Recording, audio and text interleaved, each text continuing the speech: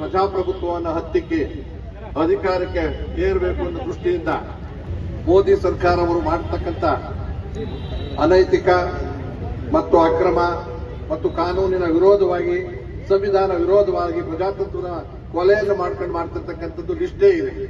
ಈ ಚುನಾವಣೆಯಲ್ಲಿ ನಾವು ಘಟಬಂಧನ್ ಅಂತ ಏನ್ ಮಾಡಿದ್ದು ಇಂಡಿಯಾ ಅಲಯನ್ಸ್, ಆ ಎಲ್ಲ ಸಂಸ್ಥೆಗಳ ಮತ್ತು ಕೇಜ್ರಿವಾಲ್ ಅವರ ನಾಯಕತ್ವದಲ್ಲಿ ಇನ್ನು ಮಿಕ್ಕ ಪಕ್ಷಗಳ ನಾಯಕರ ಜೊತೆಯಲ್ಲಿ ಸೆಟ್ಟೊಡೆದು ನಿಲ್ಲೋದಕ್ಕೆ ಸಾಧ್ಯ ಇಲ್ಲ. ಸೋಲುವ ಭೀತಿಯನ್ನು ಕಂಡಂತ ಸರ್ಕಾರ ಆ ವಾಮ ಮಾರ್ಗಗಳನ್ನ ಹಿಡಿದು ಚುನಾವಣೆಯಲ್ಲಿ ಕೇವಲ ಅಭಿವೃದ್ಧಿಯನ್ನು ತೋರಿಸದೆ ಭಾಷಣಗಳಿಂದ ಮಾಡ್ತಾ ಈ ಸ್ವಾಯತ್ತತೆ ಸಂಸ್ಥೆಗಳನ್ನೆಲ್ಲ ಕೈನಲ್ಲಿ ಹಿಡ್ಕೊಂಡು ಅವರಿಗೆ ಬೇಕಾದ ಹಾಗೆ ವಿರೋಧ ಪಕ್ಷಗಳು ಯಾರೇ ಇರಲಿ ಅವರನ್ನ ಮುಗಿಸುವ ಚಿನ್ನಾರವನ್ನ ತಮ್ಮದೇ ಪಕ್ಷದವರು ಏನೇ ಅನ್ಯಾಯ ಮಾಡಿದ್ರು ಅವರನ್ನ ಎಲ್ಲ ಕೇಸ್ನಿಂದ ಖುಲಾಸೆ ಮಾಡತಕ್ಕಂಥದ್ದು ಕಣ್ಣೆದುರಿಗೆ ಕಾಣಿಸ್ತಾ ಇದೆ. ಬಿಡಿಸಿ ಹೇಳಬೇಕಾದ್ದಿಲ್ಲ. ಆ ಕಾರಣಕ್ಕೋಸ್ಕರ ನಾನು ಹೆಸರುಗಳನ್ನು ಈಗಾಗಲೇ ಹೇಳಿದ್ದಾರೆ. ಅಷ್ಟು ಪಕ್ಷದವರೆಲ್ಲರೂ ಕೂಡ ಇದನ್ನ ಬೆಂಬಲಿಸಿ ಬಂದಿದ್ದಾರೆ. ಒಂದೇ ಒಂದು ಉದಾಹರಣೆ ಅಂದ್ರೆ ನಮ್ಮ ನಾಯಕರಾದಂಥ ಕೇಜ್ರಿವಾಲ್ ಮುಖ್ಯಮಂತ್ರಿಗಳಾಗಿದ್ರೂ ಕೂಡ ಸುಪ್ರೀಂ ಕೋರ್ಟ್ ಅಲ್ಲಿ ಜೀವಾರಿ ಹಾಕಿದ್ರು ಕೂಡ ಯಾವುದೇ ಸಾಕ್ಷಿಯನ್ನು ತೋರಿಸ್ತಾ ಇಲ್ಲ, ನೀವು ಅವ್ರನ್ನ ಬಿಡುಗಡೆ ಮಾಡಬಹುದು ಅನ್ನೋ ವಾತಾವರಣ ನಿರ್ಮಾಣ ಮಾಡಿದ್ರು. ಡೆಲ್ಲಿ ಹೈಕೋರ್ಟ್ ನಲ್ಲಿ ಒಂದು ಕೇಸ್ನಲ್ಲಿ ಬೇಲ್ ಕೊಟ್ಟರು, ಆಚೆ ಬಿಡಬಾರದು, ಅವರನ್ನು ಮುಗಿಸಬೇಕು ಅನ್ನೋ ದೃಷ್ಟಿಯಿಂದ ಸಿಬಿಐನ ಕೇಸನ್ನು ತೆಗೆದುಕೊಂಡು ಮತ್ತೆ ಅವರನ್ನ ಜೈಲಿಂದಲೇ ಜೈಲಿಗೆ ವರ್ಗಾವಣೆ ಮಾಡಿಕೊಂಡು ಅವರ ಆರೋಗ್ಯ ಕುಂಠಿತವಾಗಿದ್ರು ಕೂಡ, ಅದು ಪ್ರಪಂಚಾದ್ಯಂತ ಗೊತ್ತಿದ್ರು ಕೂಡ ಅವರು ಸತ್ರೂ ಪರವಾಗಿಲ್ಲ, ನಮಗೆ ಅನುಕೂಲ ಆಗಬೇಕು, ನಾವು ಅಧಿಕಾರದನ್ನ ಇಟ್ಕೊಂಡಿರಬೇಕು ಅನ್ನೋ ದೃಷ್ಟಿಯಿಂದ ಕಟುಕ ಮನೋಭಾವದಿಂದ ರಾಕ್ಷಸ ಪ್ರವೃತ್ತಿಯಿಂದ ಅವರ ತೀರ್ಮಾನಗಳನ್ನು ನಾವು ವಿರೋಧಿಸಬೇಕಾಗಿದೆ. ಹಾಗಾಗಿ ಇವತ್ತು ಕರ್ನಾಟಕದಲ್ಲಿ ಪೂರಕವಾಗಿ ಅಲ್ಲಿನ ಸಂಸದರು, ಬಿಜೆಪಿಯೇತರ ಸಂಸದರೆಲ್ಲರೂ ಸೇರಿ ಹೋರಾಟವನ್ನ ಈ ದಿಟ್ಟದಲ್ಲಿ ಮಾಡ್ತಾ ಇದ್ದಾರೆ. ಅವರಿಗೆ ಆರೋಗ್ಯ ಸರಿಯಿಲ್ಲ, ಬೇಲ್ ಕೊಡಬಹುದಾದಂತ ಪರಿಸ್ಥಿತಿ.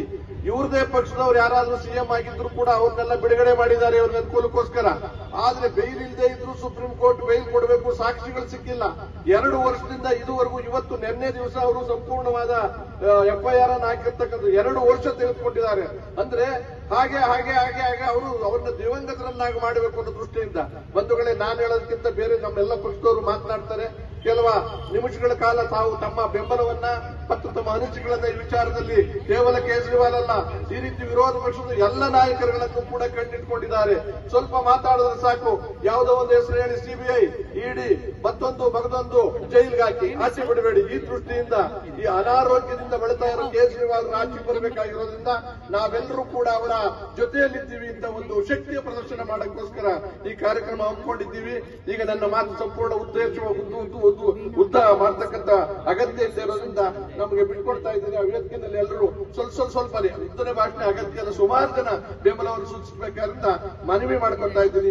ಇನ್ನೂ ಯಾರ್ಯಾರೋ ಬರೋರಿದ್ದಾರೆ, BL ಶಂಕರ್ ಬರೋರಿದ್ದಾರೆ, ಆಮೇಲೆ ಸಿದ್ದರಾಮಯ್ಯನವರು ಬರೋರಿದ್ದಾರೆ. ಸಿದ್ದರಾಮಯ್ಯನವರು ಚೀಫ್ ಮಿನಿಸ್ಟರ್ ಅಲ್ಲ, SD ಸಿದ್ದರಾಮಯ್ಯನವರು, ಹಾಗೆ ನಮ್ಮ ಜಯಪ್ರಕಾಶ್ ಹೆಗ್ಡೆ ಅವರು ಬರ್ತೀನಿ ಅಂತ ಹೇಳಿದ್ದಾರೆ. ಹೀಗೆ ನಾನಾ ತರದ ಸಾಹಿತಿಗಳು, ಪ್ರಗತಿಪರ ಚಿಂತಕರು ಬರ್ತಿದ್ದಾರೆ. ಈಗಾಗಲೇ ಕಪ್ಪಣ್ಣ ಮತ್ತು ನಾಗರಾಜ್ ಮೂರ್ತಿ ಅವರು ಬಂದಿದ್ದಾರೆ. ಮಿಕ್ಕಿದ್ದ CPI, CPM ಎಲ್ಲರೂ ಬಂದಿದ್ದಾರೆ. ಆ ಬಂದಿರೋದಕ್ಕೆ ಅಭಿನಂದನೆಗಳನ್ನು ಸಲ್ಲಿಸಿ ಮಾಧ್ಯಮದವರಿಗೆ ಸ್ವಲ್ಪ ಇದನ್ನ ವೈಭವೀಕರಿಸಬೇಕಾಗಿದೆ ಮತ್ತು ವಿಚಾರವನ್ನು ಸಾರ್ವಜನಿಕರಿಗೆ ತಿಳಿಸಬೇಕಾಗಿದೆ ಅಂತ ಕೇಳಿಕೊಂಡು ನನ್ನ ಮಾತು ಮುಕ್ತಾಯ ಮಾಡ್ತಾ ಇದ್ದೀನಿ. ಧನ್ಯವಾದ.